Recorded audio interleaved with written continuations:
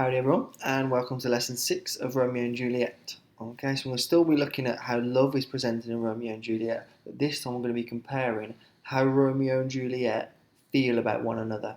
Okay, so your starter activity is, why might a man and a woman feel differently about love? Okay, so pause the video and answer that question.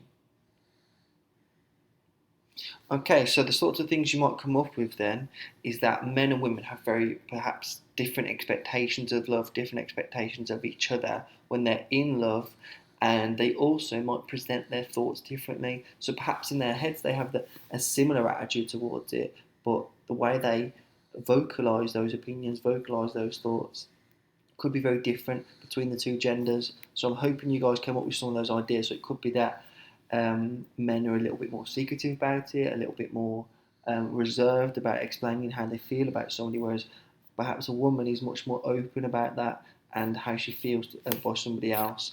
Also, you might think of how quickly men and women jump into relationships. Do they jump into them quickly? Are they different in that? Do men jump in more quickly, more slowly? Do women do? Okay, so I want to think about how your thoughts, these initial thoughts that are in front of you, compare to the balcony scene, the famous balcony scene in Romeo and Juliet. So we're going to be reading this scene, Act 2, Scene 2, okay? So Act 2, Scene 2 is where they've just met, okay? Just a couple of scenes previous, and now they're finally having a long conversation about how each other feels.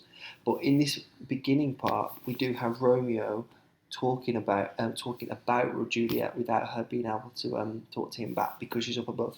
Okay. Romeo, Juliet appears above the window, but soft. What light through yonder window breaks? It is the east, and Juliet is the sun. Arise, fair sun, and kill the envious moon, who is already sick and pale with grief, that thou, her maid, art far more fair than she. Be not her maid, since she is envious. Her vestal livery is but sick and green, but none but fools do wear it. Cast it off. It is my lady. Oh, it is my love. Oh, that she knew she were.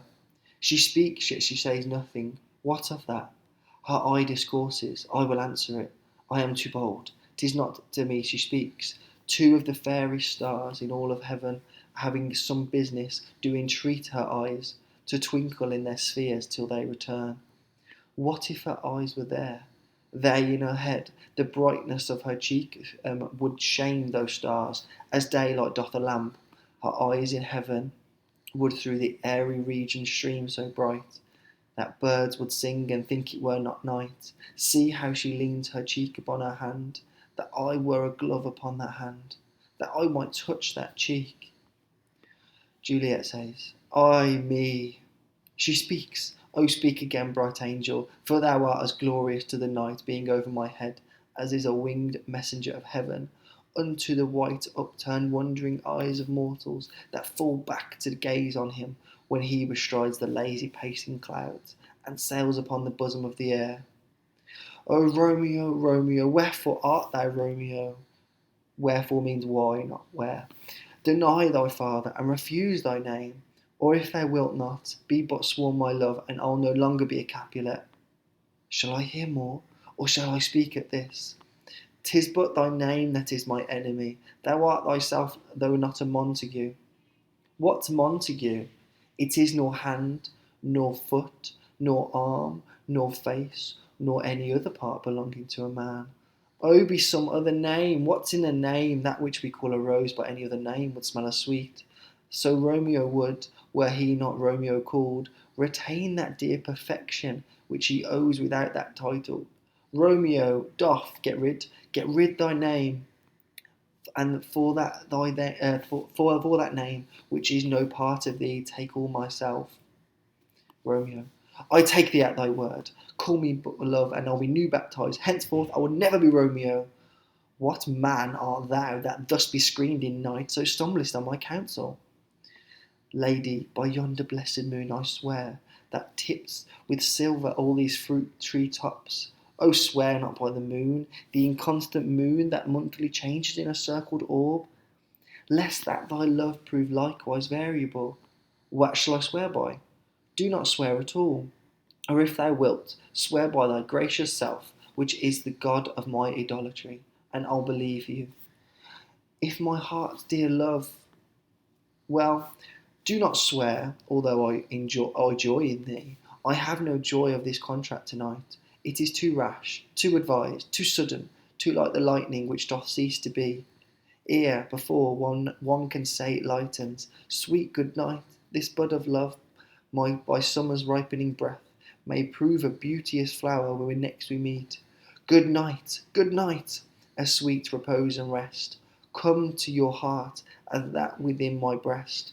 Oh, wilt thou leave me so unsatisfied? What satisfaction canst thou have tonight? The exchange of thy love's faithful vow for mine. I gave thee mine before thou didst request it, and yet I would if it were to give it again. Wouldst thou withdraw it? For what purpose, love? But to be frank and give it thee again, and yet I wish but for thee the thing I have. My bounty is as boundless as the sea, my love as deep.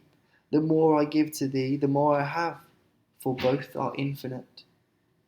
So there's a lot to kind of unpack there. This long flowing conversation between the two of them, explaining how much they love each other.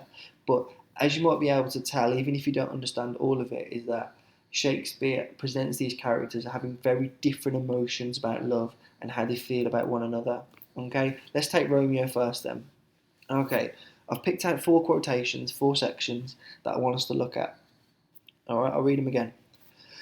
Arise, fair sun, and kill the envious moon, who is already sick and pale with grief, that thou her maid art far more fair than she. So he's complimenting Juliet there. He's saying that the moon is envious, is jealous of Juliet because of how beautiful she is.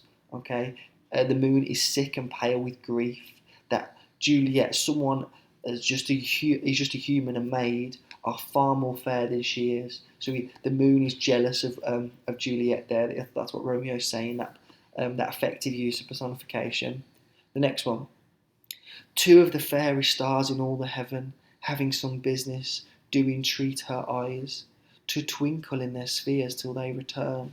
So it's almost as if the stars are within her eyes. That's how beautiful he finds her eyes. That they are kind that they twinkle beautifully, and that he refers to them as spheres. These perfect symmetrical orbs in her eyes is how he refers to them. Okay.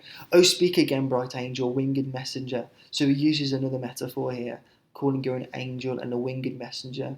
An Elizabethan audience would most definitely believe that that God was real and that angels were real, and holding Juliet to the standard of an angel is something really powerful, and it would be for his audience as well. By yonder blessed moon I swear. He talks about swearing on the moon, which he doesn't take very kindly to, but he swears, he's willing to swear on anything. And it's interesting that he refers to the moon again as if he's kind of torturing this personified moon on her behalf. So Romeo has a very different representation than Juliet in their emotions. So he's jumping straight into this relationship. He's completely in love with her and wants to jump into it. Okay, but Juliet has different ideas. Let's have a look. What's in a name? That which we call a rose by another name would smell sweet. So she asks him. She's kind of asking herself here. Who cares about the name that Romeo's got? If he's a wonderful person he's as lovely as he seems, then there shouldn't be a problem. Swear not by the moon, the inconstant moon. So when he swears on the moon, she doesn't like it because a moon is inconstant. It only comes out on an evening. It doesn't last very long. It changes shape and etc. So she's saying that the moon can't be relied upon. So she needs him to swear on something more than that. So do not swear at all, or if thou wilt, swear by your gracious self. So she says you need to swear on yourself, not on some random thing in the sky, which is the God of my idolatry. She refers to him of something she looks up to, an idol in her eyes, and I'll believe you. I have no joy in this contract tonight. It is too rash, too unadvised, too sudden. Okay, she uses the repetition of 222, similar to what Romeo did in the previous scene. This idea of it being too much for her. It's too rash. It's too sudden. This moment has happened too quickly, and she has no time to think about it. And she refers to this love as a contract. something to not back out of. She seems to be much more taking this relationship, this love, more seriously than Romeo is. And then she uses this metaphor: this bud of love by summer's ripening breath may prove a beauteous flower when next we meet. She says that love is a bud of love, so it hasn't quite grown into its full form. It's not become a flower yet. So she's holding back on her true emotions because she thinks their love isn't quite ready for them to jump into just yet. She talks about summer being having a breath and breathing over it, as if this personified summer gives them life. Okay, my love is deep. The more I give to you, the more I have. For both are infinite. So she talks about her love being infinite. So it's not that she doesn't feel love for Romeo. It's that she doesn't want to jump into this relationship quickly. She refers to it, I haven't written it here, but she refers to it as too like the lightning. Okay, lightning happens suddenly, it happens quickly, but then disappears. Okay, so these quotations, you can see that they're very different.